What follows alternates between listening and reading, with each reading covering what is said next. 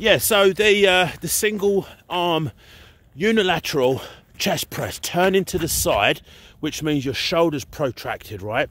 Is that an optimal position? I don't think so. They're claiming that the movement is more mid-chest, right, where the origin is of the pectorals. Now, the pectoral, right, the insertions, the origin is here in the center and the insertion point's on the humerus. So what happens is when we're on our side and we're trying to get what we call quote-unquote mid-pec activation, aren't we still stimulating the outside of the pec? Here's why. Isn't the insertion point on the humerus and then the muscle of the origins in the mid part, right? And isn't it all one unit?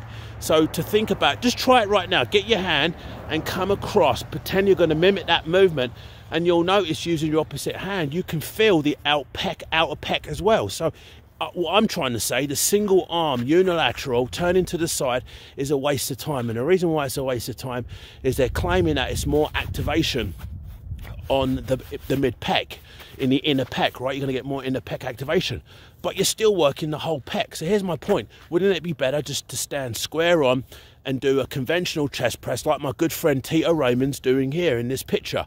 Stand square on. You're going to get more out of the movement than as opposed to being side on, putting the shoulder in a protracted position, and now you've just created dysfunction. It's not a matter of if, it's a matter of when injuries are going to arise. Probably the elbow, then the shoulder, or the wrist, elbow, shoulder, combination of all three. So my point today is look at your movements, pick your movements wisely, and where are these movements coming from? 20, 30 years ago, these movements weren't even heard of. You don't need to reinvent the wheel. Do the basics, do them often, and do them well. Cheerio, governor.